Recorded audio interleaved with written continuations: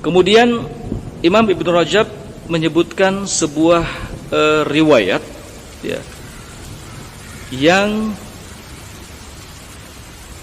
datang dari Harmalah bin Yahya At-Tujibi, qala sami'tu Syafi'i rahmatullah alaihi yaqulu, saya pernah mendengar Imam Syafi'i mengatakan al-bid'atu bid'atan, bid'ah itu ada dua.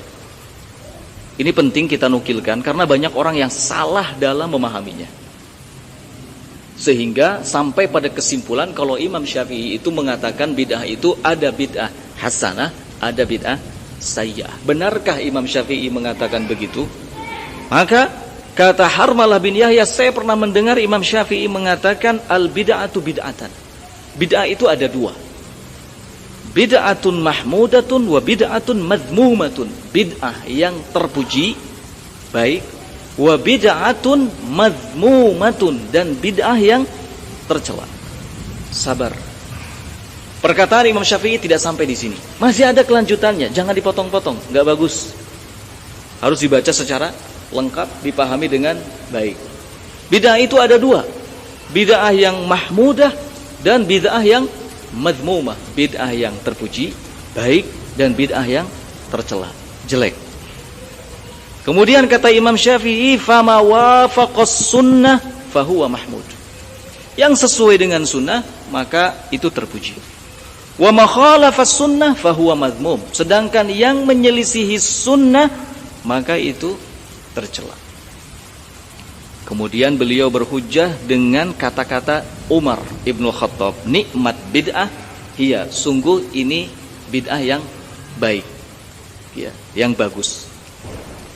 Kata Imam Ibnu Rajab, muradus Syafi'i rahimahullah adalah annal bid'ata madmumata ma laysa laha aslun minasy syari'ah yurja ilaiha. Wahiyal bid'atu fi itlaqis syar'i. Jadi perkataan Imam Syafi'i hanya sampai tadi. Bid'ah ada dua, bid'ah terpuji dan bid'ah tercela. Yang sesuai dengan sunnah berarti terpuji, yang menyelisih sunnah berarti tercela. Kemudian beliau mengambil dalil dari ucapan siapa? Umar, ya, bahwa ini adalah bid'ah yang baik. Kata Imam Ibnu Rajab, yang dimaksud oleh Imam Syafi'i dari perkataannya tadi adalah bahwa bid'ah yang tercela itu ma laisa laha aslun minasyariah, yang tidak ada dasarnya dari syariat, yang bisa dirujuk kepadanya.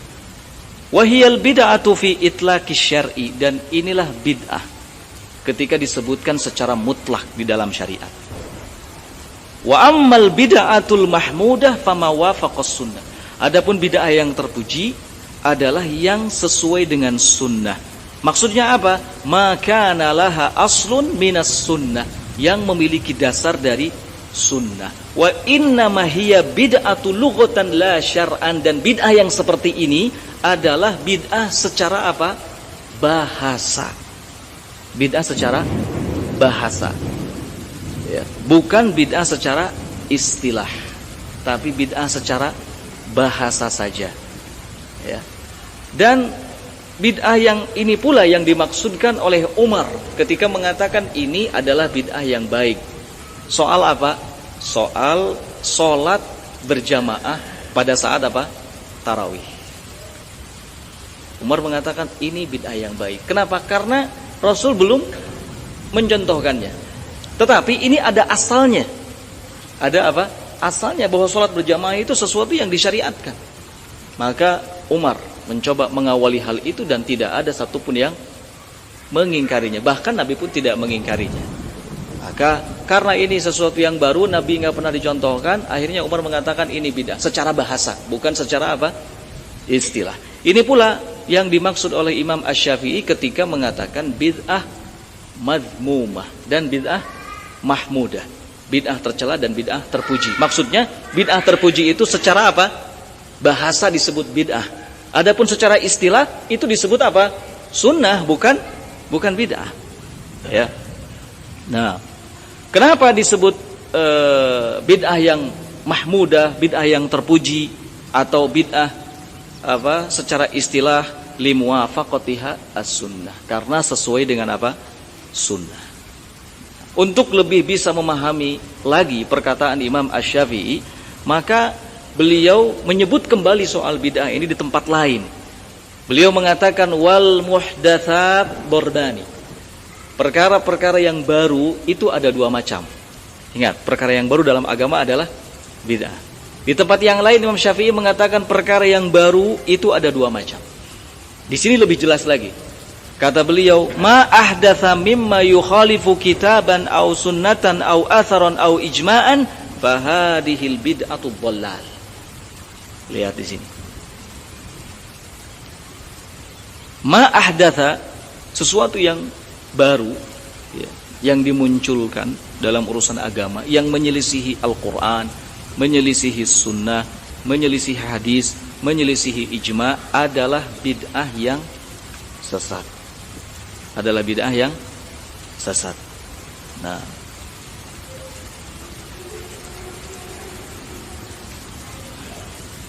wa ma ahdatsa minal khair, adapun sesuatu yang baru yang dimunculkan minal khair, dari kebaikan, la khilafa fihi liwahidin min hadza, tidak ada yang menyelisihinya, karena memang ini adalah bagian dari Islam, bagian dari sunnah.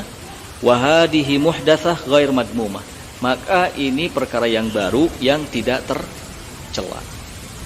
Jadi pada dasarnya Imam Syafi'i tidak pernah mengatakan kalau bid'ah itu ada hasanah dan ada sayyi'ah.